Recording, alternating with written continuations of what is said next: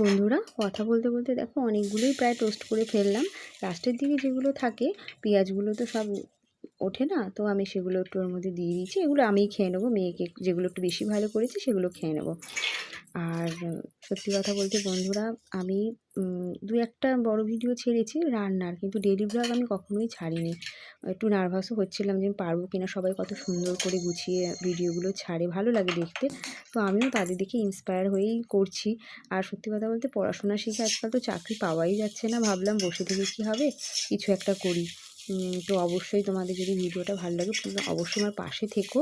আর আরও কীরমভাবে করলে তোমাদের ভালো লাগবে আমাকে অবশ্যই কমেন্ট করে জানাবে, তাহলে আমি কিছুই বুঝতে পারছি না।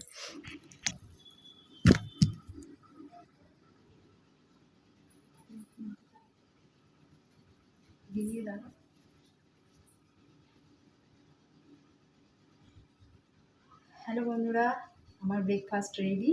চলো ঝটপট খেয়ে নিই, তারপর কাজে লেগে যাই। টাটা। তো বন্ধুরা খেয়ে নিই, দেখো তারপরে বিছানা টিছানা তুলবো। আগে একটু খেয়ে গায়ে জোর বাড়িয়ে নিই, তারপরে।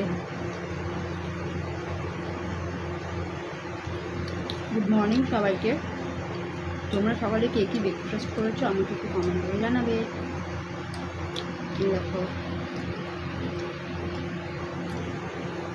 তো দেখা হচ্ছে আর একটু পরে, খাওয়া দাওয়া করে নিই তারপরে।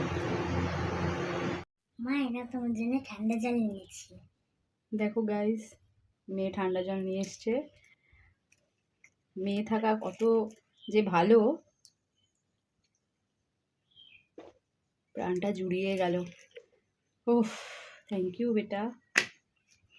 তো আমার মেয়ে আমাকে সত্যি কথা অনেক হেল্প করে। ওর এইটুকু বয়সে যতটুকু পারে জল এনে দেওয়া, টুকটাক আমাকে অনেক সাহায্য করে। আমি তো ভাবি আমার মেয়েকে পেয়ে আমি সত্যিই খুব ধন্য।